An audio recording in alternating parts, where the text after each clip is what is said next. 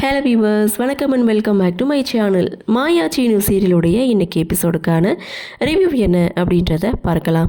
எபிசோடை பொறுத்த வரைக்கும் ரகுராமுடைய ஃபேமிலி எல்லாருமே கோவிலுக்கு கிளம்பிட்டாங்க. அப்படி வீட்டை விட்டு வெளியில் வர அந்த தருணம் ரகுராம் கொஞ்சம் ஸ்ட்ரகிள் ஆகுறாரு. அதாவது தடுமாறி வெளில போகிறாரு. அதை பார்த்த ஜானகி, என்னது அபசகுணம் மாதிரி இருக்கே அப்படின்னு சொல்லி ரொம்பவே பயப்படுறாங்க. ஸோ இதுக்கப்புறம் ரகுராமுக்கு தண்ணியெல்லாம் கொடுத்து ஒட்டுமொத்த குடும்பமும் கோவிலுக்கு போக ரெடி ஆகிட்டாங்க.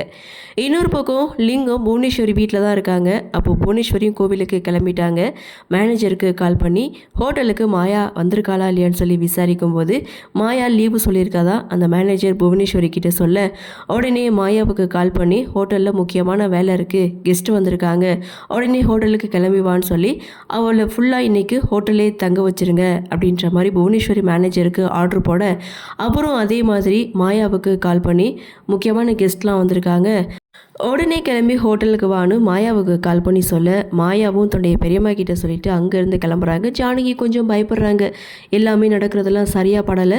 ஸோ இவளும் இங்கேருந்து கிளம்புறா, என்ன நடக்குமோ அப்படின்னு சொல்லிட்டு ஜானகி பயந்துக்கிட்டே கோவிலுக்கு கிளம்பி வந்துட்டுருக்காங்க.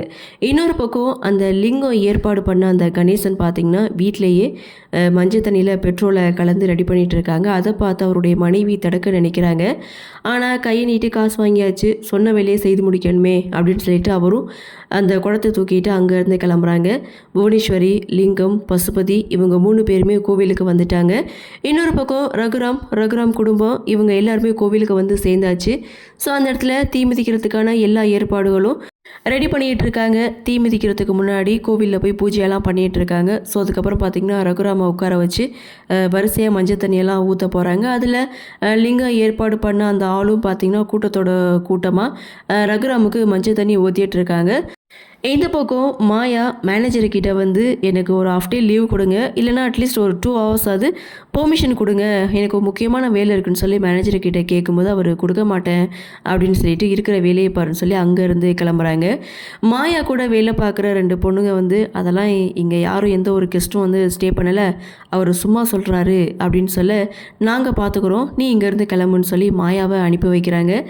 மாயா உடனே கிளம்பி கோவிலுக்கு வந்துட்டுருக்காங்க. இன்னொரு பக்கம் அந்த லிங்கம் ஏற்பாடு பண்ண அந்த ஆள் ஒரு டம்ளரில் பெட்ரோலை ஊற்றி வீட்டில் வச்சுட்டு போயிருப்பார். ஸோ அந்த இடத்துல குழந்த பால் வச்சு விளையாண்டுட்ருக்கோம்.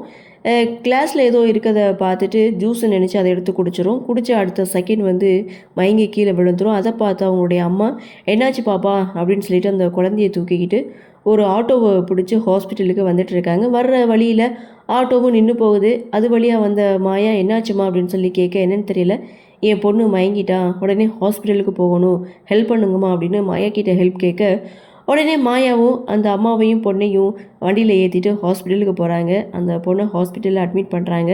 ஸோ அந்த இடத்துல தனா பார்த்திங்கன்னா மாயாவுக்கு கால் பண்ணுறாங்க, இங்கே எல்லாமே முடிஞ்சிருச்சு, எங்கள் அப்பா வந்து தீ மிதிக்க போகிறாரு, நீ உடனே கோவிலுக்கு கிளம்பி வா அப்படின்னு சொல்லும்போது, சரி நான் வந்துடுறேன் அப்படின்னு சொல்லி ஃபோனில் பேசிகிட்டு இருக்கதை அந்த குழந்தையுடைய அம்மா வந்து கேட்குறாங்க. அப்போது மாயா கிளம்பும்போது மாயாவை நிறுத்தி, தீ மிதிக்கிறதா சொன்னியே யார் மாதிரின்னு சொல்லி கேட்கும்போது, எங்கள் பெரியப்பா தான் தீ மிதிக்க போகிறாரு அப்படின்னு சொல்ல, பேர் என்ன அப்படின்னு சொல்லி கேட்குறாங்க. ரகுராம் பெரியப்பா அப்படின்னு சொன்னதுமே, அப்போ தான் என்னை மன்னிச்சுடுமா அப்படின்னு சொல்லி மாயா காலில் விழுந்து மன்னிப்பு கேட்குறாங்க.